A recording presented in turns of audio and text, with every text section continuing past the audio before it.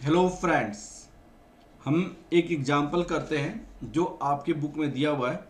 वह आपको इलस्ट्रेशन 1 के नीचे ही लिखा हुआ है। ठीक है, पहले इसको देखते हैं बेटा। तो ये बहुत ही सिंपल, बहुत ही आसान क्वेश्चन है। उन्होंने क्या कहा कि आपका स्टैंडर्ड आउटपुट आपको 500 यूनिट्स दिया हुआ है, एक्चुअल आउटपुट 400 यूनिट्स है। तो स्टैंडर्ड प्राइस ₹2 पर केजी, यहाँ पे स्टैंडर्ड प्राइस है, ये आपका एक्चुअल प्राइस है। Actual quantity means actual quantity of raw material दिया हुआ है। तो हम सबसे पहले आपसे कैलकुलेट मटेरियल कॉस्ट वेरिएंस आपसे पूछी गई है। तो मटेरियल कॉस्ट वेरिएंस निकालने के लिए हम करते क्या है, आपका standard cost minus actual cost. तो यहाँ पे मैंने टेबल बनाने के लिए आपको बोला था standard quantity for actual output, फिर आपसे कहा था स्टैंडर्ड प्राइस, फिर आपसे कहा था कि स्टैंडर्ड कॉस्ट। ये वाली टेबल बनाने के लिए मैंने आपको बताया था। फिर आपको याद रखिएगा, टेबल सारी क्वेश्चन में यही बनेगा, रिवाइज स्टैंडर्ड क्वांटिटी, फिर आपको एक्चुअल क्वांटिटी, फिर आपको एक्चुअल प्राइस, एक्चुअल कॉस्ट लिखेंगे, एक्चुअल कॉस्ट लिखेंगे। तो यहाँ पे एक वर्किंग नोट होता है और उसमें लिखा जाता है calculation of standard quantity for actual output. तो एक्चुअल आउटपुट के लिए कितनी स्टैंडर्ड क्वांटिटी लगेगा। उन्होंने कहा कि 400 एक्चुअल आउटपुट है। तो 400 एक्चुअल आउटपुट है तो स्टैंडर्ड आपको कितना लगेगा क्वांटिटी। तो भाई एक्चुअल स्टैंडर्ड क्वांटिटी की इंफॉर्मेशन यहाँ पे दिया हुआ है 4 kg पर यूनिट। 1 kg अगर प्रोडक्ट बनाते हैं तो 4 kg प्रोडक्ट लगता है, 4 kg आपको रॉ मटेरियल लगता है। तो 400 अगर बनेगा तो आपको 4 kg रॉ मटेरियल लगेगा। तो स्टैंडर्ड क्वांटिटी आपको कितना हो जाएगा, 1600 kg हो जाएगा आपको। तो यहाँ पे 1600 kg हो गया। स्टैंडर्ड प्राइस आपका क्या होगा, स्टैंडर्ड प्राइस उन्होंने लिखा हुआ है ₹2। तो ये आपको 1600 टू 3200 आपका स्टैंडर्ड कॉस्ट हो जाएगा। एक्चुअल क्वांटिटी आपको 2000 है और ये 3 है। तो 2000 इंटू 3, 2000 इंटू 3 कितना हो जाएगा, ये 6000 हो जाएगा। अब आपसे मैं एक प्राइस पूछता हूँ कि भाई क्या मटेरियल कॉस्ट वेरिएंस होगा। तो मटेरियल कॉस्ट वेरिएंस का फॉर्मूला होता है standard cost minus actual cost. तो स्टैंडर्ड कॉस्ट इसमें कितना हो जाएगा, 3200 माइनस एक्चुअल कॉस्ट कितनी है, 6000। अब आई नेगेटिव में आ गया। नेगेटिव में हमने सोचा था कि 3200 में हमारा प्रोडक्ट बन के तैयार हो जाएगा। हमने सोचा था कि 3200 में हमारी प्रोडक्ट बन के तैयार हो जाएगा, लेकिन एक्चुअल में आपको 6000 लग गया। तो 2800 हमारी एक्सेस लग गया ना। तो यहाँ पे नेगेटिव आ गया। तो नेगेटिव को हम नहीं कहेंगे, हम उसको कहेंगे एडवर्स। हम इसको क्या कहेंगे, एडवर्स। हमारे हमने सोचा जो उससे उल्टा आ गया, यहाँ पे एडवर्स कर देंगे। This your material cost variance. अब आ जाता है कि आपको मटेरियल प्राइस वेरिएंस में क्या आपका फर्क है। मटेरियल प्राइस वेरिएंस, तो मटेरियल प्राइस वेरिएंस का फॉर्मूला होता है standard price minus actual price into actual quantity होता है, एक्चुअल क्वांटिटी। अब इस केस में आपको स्टैंडर्ड प्राइस कितनी है, ₹2 है। एक्चुअल प्राइस कितनी है, ₹3 है।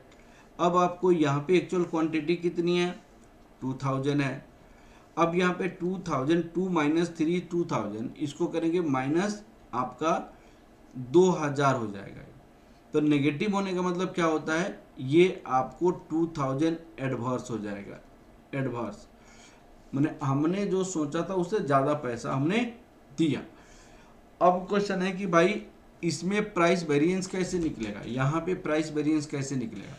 तो 3 है, तो इसमें भी टेंशन की कोई बात नहीं है। मटेरियल प्राइस वेरिएंस यहाँ पे भी अगर निकाला जाए, मैं आपको एक्चुअली मैं मटेरियल प्राइस वेरिएंस की कंसेप्ट को समझा रहा हूँ। यहाँ पे मटेरियल प्राइस वेरिएंस का फॉर्मूला क्या होता है, standard price minus actual price into, पिछला क्वेश्चन है इलस्ट्रेशन नंबर 1 है, इनटू आपको एक्चुअल क्वांटिटी। तो आपके पास A B C 3 है। तो स्टैंडर्ड प्राइस कितनी है, 2.5 माइनस 2.40, 4 माइनस 4.20, 1 माइनस 1.10, इंटू कितना से करोगे? एक्चुअल क्वांटिटी से 1,57,000 से मल्टीप्लाई करोगे, यहाँ पे 38,000 से मल्टीप्लाई करोगे, यहाँ पे 36,000 से मल्टीप्लाई करोगे। अगर नेगेटिव आएगा तो एडवर्स, पॉजिटिव आएगा तो फेवरेबल। अब देखिएगा यहाँ पे 2.5 माइनस 2.4 इंटू 1,57,000 ये 15,700 आपको क्या करेंगे? यहाँ पे फेवरेबल लिखेंगे क्योंकि पॉजिटिव आ गया है। अब आपको यहाँ पे 4 माइनस 4.2 इंटू 38,000 तो माइनस 7,600 हो गया। तो माइनस को हटा देते हैं, हम यहाँ लिखते हैं क्या? एडवर्स लिखते हैं 1 माइनस 1.1 इंटू 36,000 ये भी माइनस में आ जाएगा तो 3600 एडवर्स हो गया। तो जब 3 हो तो हम क्या करते हैं? तीनों ए बी सी को हम ऐड कर देते हैं। अगर एडवर्स है तो माइनस में ऐड करेंगे और फेवरेबल है तो प्लस में ऐड करेंगे। तो हमारे पास कितना हो जाएगा? ये 4500 आपका, जो आपका ज़्यादा होगा वो आपको फेवरेबल हो जाएगा, 4500 फेवरेबल। इस तरह हम मटेरियल प्राइस वेरिएंस को निकालते हैं। जो नेक्स्ट इलस्ट्रेशन है, इलस्ट्रेशन नंबर 2। अब इलस्ट्रेशन नंबर 2 का मैंने क्वेश्चन तो यहाँ पे लिखा हुआ है। इलस्ट्रेशन नंबर 2 देखिएगा। Assuming in above example that material A was purchased at a rate of ₹1 and material B was purchased at the rate of ₹2.10, the material price variance का ये जो फॉर्मूला लिखा है, ये एक्चुअल प्राइस पहले लिखा है, स्टैंडर्ड प्राइस बाद में लिखा है, एक्चुअल क्वांटिटी। एक्चुअल होता क्या है? Standard price minus actual price into actual quantity होता है। अगर मान लीजिए पॉजिटिव आ गया तो फेवरेबल होगा, अगर नेगेटिव आ गया तो एडवर्स होगा। तो देखिएगा इस केस में पॉजिटिव आने के बावजूद अनफेवरेबल बोला है, एडवर्स बोला है, क्योंकि फॉर्मूला इन्होंने उल्टा लिखा है।